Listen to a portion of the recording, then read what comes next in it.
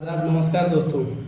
आज हम बात करते हैं कर्नाटका इलेक्शन की। जो कर्नाटक इलेक्शन 10 मई को होने वाला है, तो अभी आज प्रचार का लास्ट डेट है। आज प्रचार शाम 5 बजे को जो प्रचार है वो ख़त्म हो गया है। और एक तरह से देखा जाए तो प्रचार और इलेक्शन में जितनी भी पार्टियां हैं, चाहे वो बीजेपी हो, कांग्रेस हो या जेडीएस हो, इन सभी पार्टियों का जो प्रचार एजेंडा रहा है वो अलग अलग रहा है। और इस प्रचार के दौरान जिस तरह से नरेंद्र मोदी प्रधानमंत्री जिस तरह से वादा कर रहे थे कर्नाटका इलेक्शन में कि अब कर्नाटका की जिम्मेवारी जो है वो हमारी है, इस कर्नाटक का जिम्मेवारी हमारी है, यहाँ का शांति व्यवस्था बनाए रखना हमारा काम है। और जिस तरह से अभी 1 साल पहले यही वादा मणिपुर के लोगों से किया गया था, 2022 में यही वादा जो है मणिपुर के लोगों से किया गया था कि अब मणिपुर जो है हमारे देख रेख में है और हम इसका जो है हमेशा देख रेख करेंगे और यहाँ का शांति व्यवस्था जो है हम बनाए रखेंगे। लेकिन क्या हुआ कि मणिपुर जो है एक तरह से पूरा जल रहा है। अभी जो है मणिपुर का जो आंकड़ा है, मणिपुर से जो भी अभी रिकॉर्ड और वीडियो जो आ रहे हैं, लगभग 54 लोगों का मौत हो गया है। मणिपुर में जो दंगे हुए हैं, जो वहाँ के मैतेई जनजाति है, जो उसको आदिवासी का दर्जा नहीं दिया गया है, और इसको ये मालूम होता है, वो ये चाहती है कि हमको जो है मैतेई भाषा जो है या मैतेई लोग जो हैं वो आदिवासी के रूप में यानी एससी के रूप में और एसटी के रूप में दिया जाए।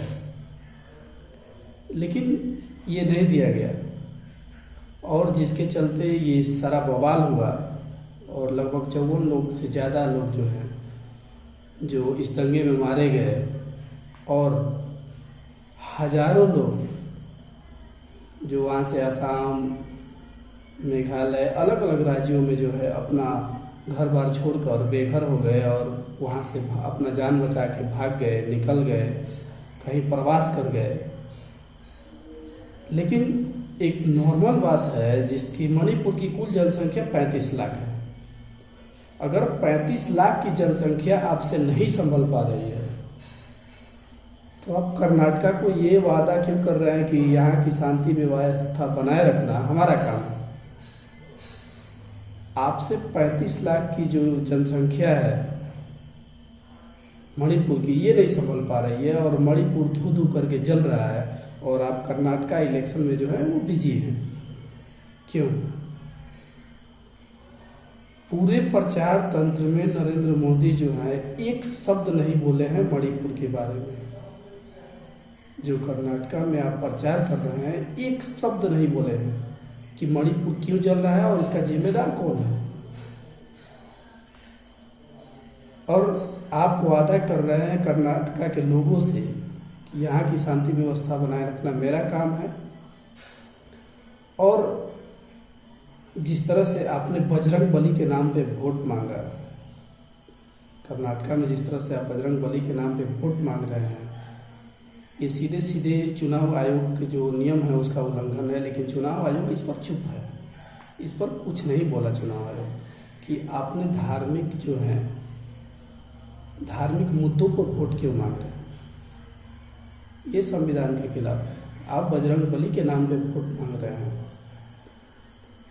आप ये बोल रहे हैं कि कर्नाटक को आतंकवाद का गढ़ बनाया गया। आप केरला स्टोरी फिल्म का बात कर रहे हैं कि जो द केरला स्टोरी पिक्चर आई है, इस पिक्चर की आप बात कर रहे हैं। आप प्रधानमंत्री हैं और इस बारे में बात कर रहे हैं कि केरला स्टोरी में किस तरह से दिखाया गया है कि केरला को आतंकवाद का गढ़ बनाया जा रहा है। तो ये गलत बात है। केरला के जो द केरला स्टोरी जो पिक्चर है, इसके मेकर्स खुद केरला हाई कोर्ट में ये एफिडेविट दाखिल किए हैं, ये बताए हैं कि ये जो 32,000 लड़कियां गायब हुई है ये सब काल्पनिक है। इसमें ये जो काल्पनिक स्टोरी है, अगर किसी की स्टोरी से मिलती जुलती है तो हम उसे माफ़ी चाहते हैं, और इससे उसका निजी लेना देना कोई नहीं है। ये 3 लड़कियों की मामला है। तो आप जब खुद बोल रहे हैं कि ये जो केरला को आतंकवाद का गढ़ बनाया जा रहा है, तो 8-9 सालों से आपकी सरकार है केंद्र में, और वहाँ भी बीजेपी की सरकार है, तो आपने क्या किया? आतंकवाद का गढ़ बना दिया केरला को। सवाल तो आपसे पूछा जाना चाहिए था, लेकिन आप बाकायदा चुनाव में ये बोल रहे थे। आप ये बोल रहे थे कि कांग्रेस जो है तुष्टीकरण की राजनीति करती है। तो किसी भी पार्टी पर आप एलिगेशन लगाइए, ये आपका पर्सनल मुद्दा है, आरोप प्रत्यारोप तो होते ही हैं, लेकिन आप ये बोल रहे हैं कि कांग्रेस जहाँ जाती है वहाँ आतंकवादियों का जो है वो सीना चौड़ा हो जाता है, वो समझते हैं कि हमारा ऊपर कांग्रेस का हाथ है। तो ये गलत बात है। आप किसी भी जो आपकी सरकार है इतने सालों से आप ऐसा प्रूफ नहीं कर पाए, और किसी पार्टी को आतंकवाद से संबंध है ये नहीं बता सकते हैं।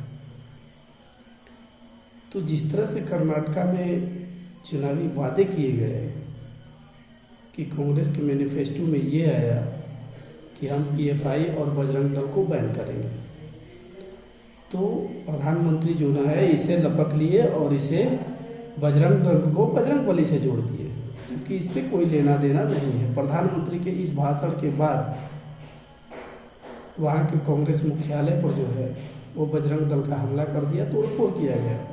तो आपने एक तरह से प्रूफ कर दिया कि बजरंग दल जो है किसी भी तौर से बजरंग बली का भक्त नहीं है।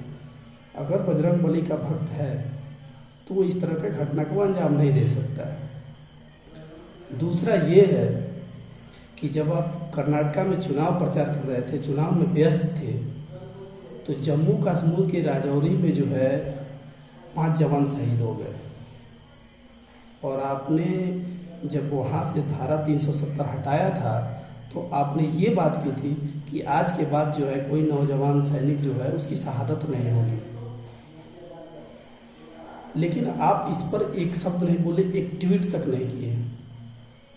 हालांकि गिरिफ जो राजनाथ सिंह हैं, बीजेपी के जो बड़े नेता हैं, वो जाके वहाँ मुआयना किए, राजौरी गए थे, लेकिन आपने एक शब्द नहीं बोला। आप अपना कर्नाटका इलेक्शन में बिजी थे। देश के मुद्दे जो थे, जो मणिपुर चल रहा था या कश्मीर में जो जवान शहीद हो रहे थे, उस पर आपने नहीं बोला।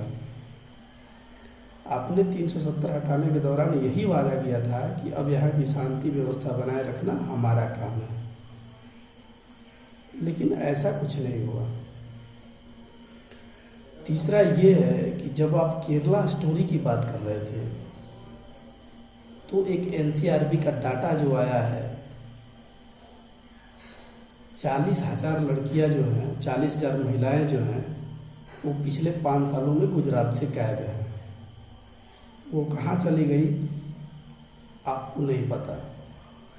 पिछले 28 सालों से आपकी सरकार है गुजरात में, और 5 साल में 40,000 महिलाएं गायब हो गई, और आप इस पर बोल नहीं रहे हैं, आप इसका जवाब नहीं दे रहे हैं। क्या यही है गुजरात मॉडल?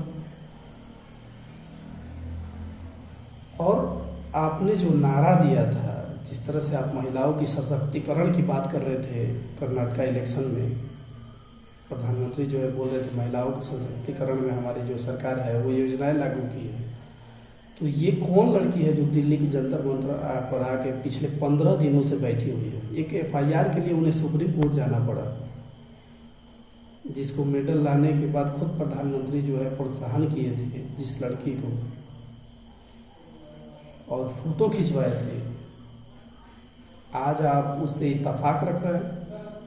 आज वो लड़की चीख चीख कर चिल्ला रही है कि मेरे साथ कुछ गलत हुआ है, आप बोल नहीं पा रहे हैं, न ही उसकी जांच करवा पा रहे हैं, क्योंकि आरोप आपके सांसद, बीजेपी के सांसद बृजभूषण शरण सिंह पर है, जो कुश्ती महासंघ के अध्यक्ष भी है। तो इस तरह के जो आप बोले हैं कि बेटी पढ़ाओ बेटी बचाओ का जो नारा दिए हैं 2015 में, यही हरियाणा से जो आप नारा दे रहे थे पानीपत से, और हरियाणा की जो महिला खिलाड़ी हैं आके आज जंतर मंतर पे धरना प्रदर्शन कर रही हैं, बैठी हुई हैं, तो आप बोल नहीं पा रहे।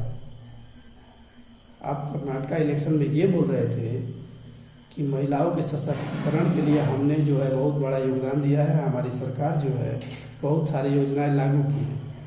लेकिन अगर योजनाएं लागू हुई हैं तो ये कौन लड़की है? आप इनसे क्यों नहीं बोले? इस पर एफआईआर क्यों नहीं हुआ? एफआईआर के लिए सुप्रीम कोर्ट क्यों जाना पड़ा? आप इस बारे में बात नहीं कर रहे हैं। तो इतने सारे आरोप हैं। आपके नेता जो हैं जेपी नड्डा साहब, जो बीजेपी के अध्यक्ष हैं, वो जाके बोल रहे हैं पिछले 9 साल पहले हिंदुस्तान जो है घुटने टेक देता था। किसके बारे में बात कर रहे हैं? कब 9 साल पहले हिंदुस्तान ने घुटने टेक दिया? ये कितना शर्मनाक बात है, भारत की छवि खराब करने वाली बात है कि भारत 9 साल पहले घुटने टेक रहा था और आज आपकी वजह से सिक्का जमा रहा है। आपकी वजह से ये सिक्का जमा रहा है कि रूस का जो विदेश मंत्री जो है वो भारत आके ये बोल रहा है कि हम रुपयों में लेन देन नहीं करेंगे, हमारे पास ऑलरेडी रुपया इतना पड़ा है बैंकों में कि हम क्या करेंगे, हम रुपयों में लेन देन नहीं करेंगे। तो रुपया का वैल्यू इतना डाउन हो गया है कि रुपया में कोई विदेश मंत्री जो है ये बोल के चला जा रहा है भारत में। आप ये सिक्का जमा है। तो आप हमेशा चुनाव प्रचार और चुनाव जीतने के मकसद से, यानी पार्टी के मकसद से काम कर रहे हैं, देश के मकसद से काम नहीं कर रहे हैं।